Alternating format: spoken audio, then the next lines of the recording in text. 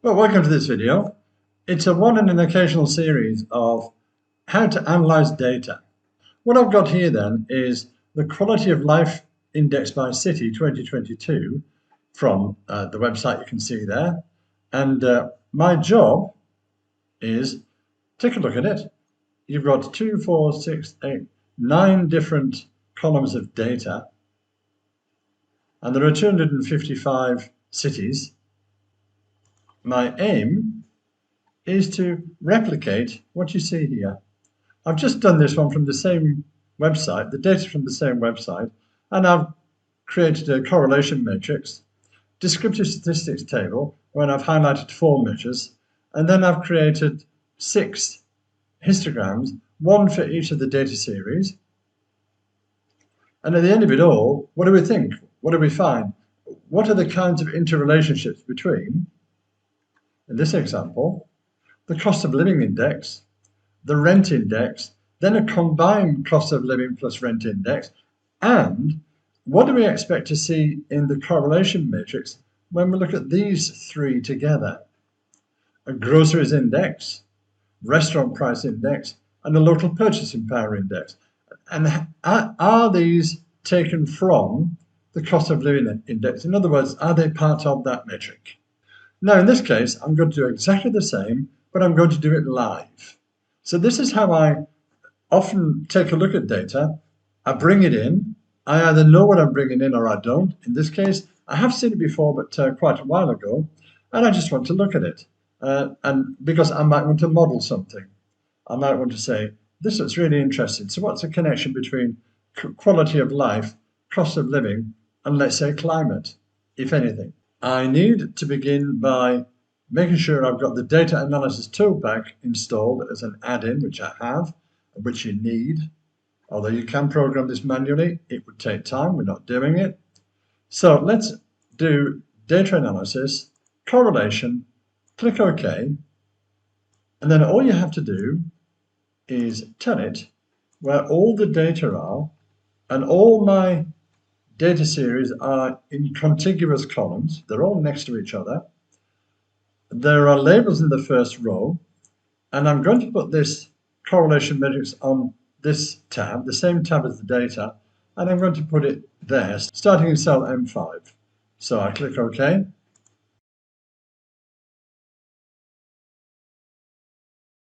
There are no weird bits of data, dirty data. What I'm doing now is I'm going to do this so I can have the columns quite narrow. Lots of decimal places which I don't need, so I do this. I select them all, Home tab, click that. I tend to go to 4 decimal places. There we are. Now we can see the high, medium, and low correlation coefficients and positive and negative. Lots of negatives. For example, quality of life against property price to income ratio suggests there's a negative relationship between quality of life and that. That suggests to me the higher this ratio, the less the quality of life, the lower the quality of life. Traffic commute time index, negative relative to the quality of life index. If we didn't know anything else, we've now got some idea of how they put together the quality of life index by being positive and negative. All right, we'll have a look at that in a bit more detail in a second. Now let's have a look at descriptive statistics, also meaningful, same, data analysis, descriptive statistics, click OK. Again, they all come together, so I can select them a bit quicker now using the Shift, Control, and the left and down arrow key. I've selected them all now. Labels in first row, they are. I have to click this one, Summary Statistics. Why they don't pre-program that, I don't know, but they don't. And my output is going to go in cell, whatever that is, M16. Click OK. And in a second or two, it's done. Look at the mess. Just do this. Select the whole header row, and the last one will be empty. And then just drag it one column to the right. Trust me on that one. And then select the columns with the numbers in, drag left. You'll get that because you're overwriting all these many row labels until you get to the second one, and when you're overwriting nothing. Then the third one, columns again, apart from the last one, don't just do this with the last one. Home, 4 decimal places, 2, 3, 4, it's up to you. Don't have the 15 or whatever it is that you. I always format as I go along. And then the measures that I like to focus on with this table are the mean, the median, the standard deviation, and the skewness. If I'm doing histograms manually, I want the maximum, minimum, and range as well. And then highlight it. Look at them. Is there a big gap between mean and median? There isn't, there isn't, there isn't. A bit more of a gap. That tells you something. Standard deviation, 36, 36, 15, 10, not very big relative to the mean. And then skewness. If you don't know skewness, I'm about to demonstrate that. But this is low, it's negative, and about a half. Positive, about a third. And none of them are very high until we get to this one, the property price to income ratio. And they're all pretty small apart from that one. Now, skewness, let's have a look. The way to look at this is to go and do the histograms first. So to create a histogram, do the easy way. Go down to the bottom of this column. Go to the bottom. Don't drag from the top. And then Control-Shift-Up arrow. Don't include the header because they programmed histograms badly and it won't work. So you've got to do it manually anyway. So with that selected, the whole column, insert, statistic chart, histogram, done. With this, with other charts, you probably know, click on the chart title, then click on the format bar. It doesn't work with this, don't know why. So do something like this. Copy it. And then paste it into there. Alternatively, type it out if it's not so big. What I'm going to do then is just put a border around it because sometimes it's difficult to read if you're not careful. Then choose Charter. With that chart selected, Control-C, Control-V, make sure you've got this chart fully selected, and then drag that carefully there. And that's now the power index. Copy, Control-C, Control-V. It is selected. Drag it to the right. And this is now the safety index. Now then, let's zoom out quite a bit so you can see what I'm doing. I'm going to put these in a tidy way now. So I'm going to just drag them 2 at a time. Put them side by side. Move that one out of the way a little. I want to put them there. So just give myself some room. So there we are. And I want to try and make these about the same size. Okay. Now you can see what skewness means. Skewness is minus a half. That's an example of negative skewness, where there are more numbers on the right of the histogram than on the left, and this is the opposite. So that's minus a half skewness, and this is positive a third. So this is neater, but still more, or the bigger bars tend to be on the left and tend to be on the right. Let's have a look at the next two. Minus 0.3, minus 0.5. That one's a bit tricky, isn't it? Is that negative? Touch and go. If I were to ask anyone without showing you the figures, would you say that's positive or negative? It's negative minus 0.3.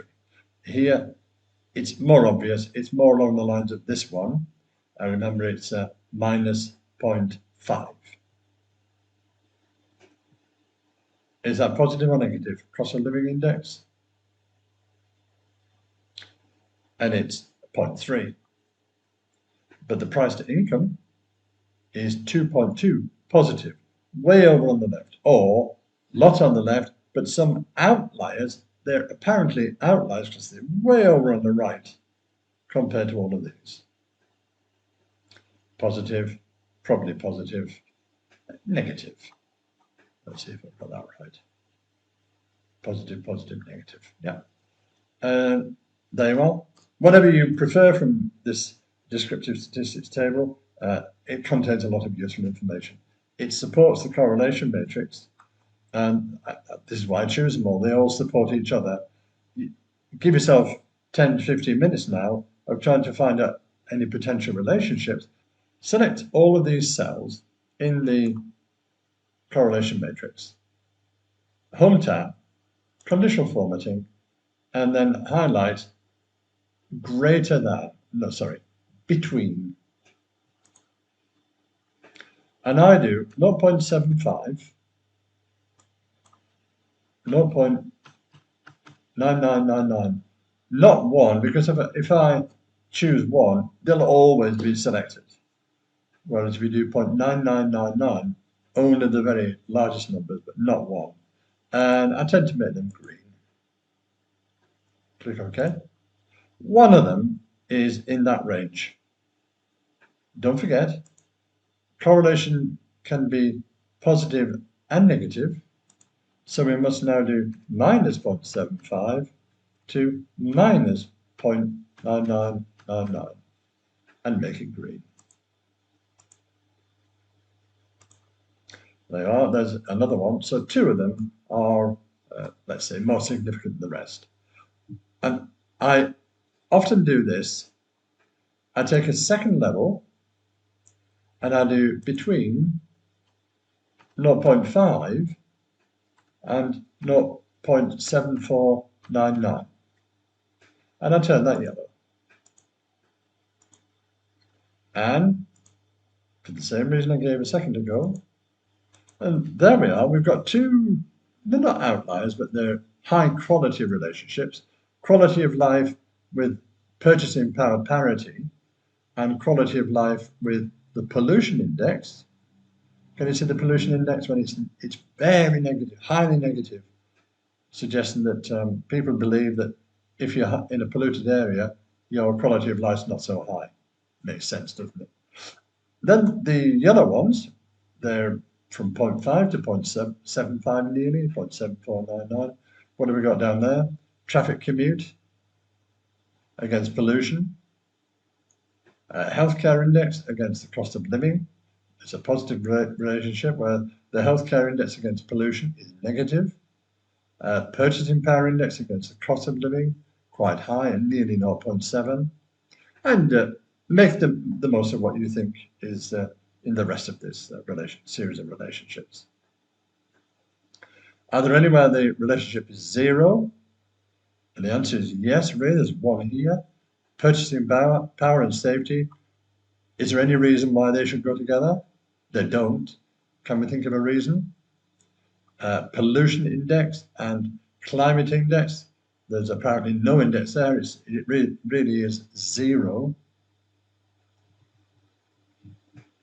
All right, while we're here, let's have a look at this one. Pollution against climate. And let's have a look at this one. Quality of life against pollution. So let's do that. The way we do that is this. Quality of life and pollution. So I'm going to select, again, from the bottom, the quality of life, including the header this time, and the pollution index. Control key, keep it pressed, go all the way down, and then insert scattergraph. Okay, Control X, and I'll drop this graph here. Put a format around it. Just resize it a little bit. I'll make it this big. I'll label the axes, so I've now got that. So there we are. Why did I do that? The answer is really, I wanted to see them anyway, and you can do this for all 8 or 9 metrics, but I wanted to show when we know that the correlation coefficient of quality of life versus pollution is minus 0.8727, now we know what it looks like. And when we saw that the correlation coefficient between pollution and climate, and we know the number now is virtually 0, that's an example of what 0 correlation looks like. All right, there you are. That's how I take a table of data and start to analyse it. Okay, thanks for watching with me, Duncan Williamson.